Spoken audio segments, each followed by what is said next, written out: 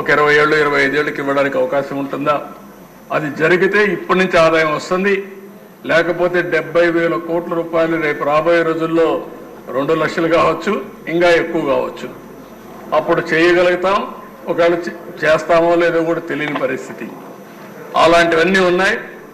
మీ అందరికీ సభ్యులందరికీ నేను ఒకటే చెప్తున్నా, ఇది పూర్తి చేయగలిగితే ఆంధ్ర రాష్ట్రం సస్యశ్యామలం.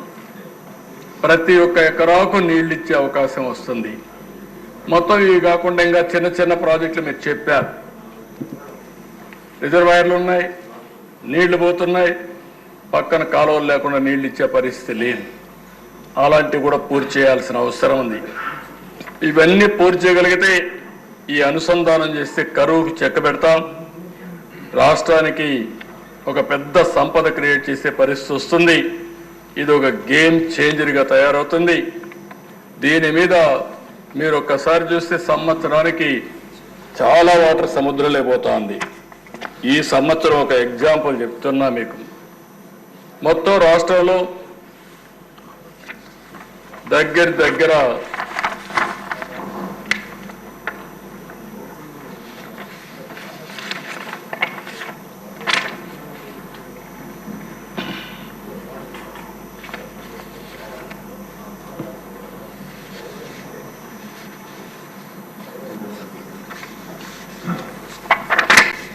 మనం చూస్తే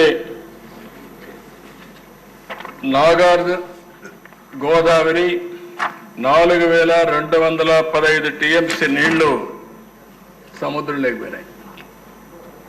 దాంట్లో మనం వాడుకునేది 126 టీఎంసీలే వాడుకున్నాం.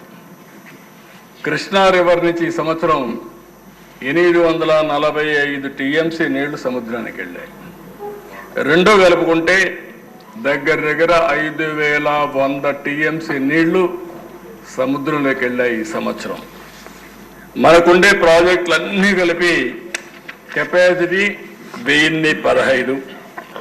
అంటే నాగార్జున సాగర్, శ్రీశైలం జాయింట్ ప్రాజెక్టులు కడవన్నీ మనే కొన్ని ఉన్నాయి.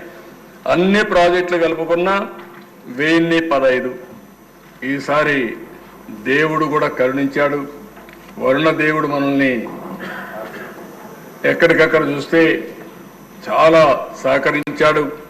మొత్తం అన్ని రిజర్వాయర్లు ఫిలప్ చేసే పరిస్థితి వచ్చింది. మొత్తం రిజర్వాయర్లు 1015 టీఎంసీ ఉంటే ఈరోజు 900 టీఎంసీ నీళ్లు రిజర్వాయర్లో నీళ్లు ఉన్నాయంటే అదొక చరిత్ర.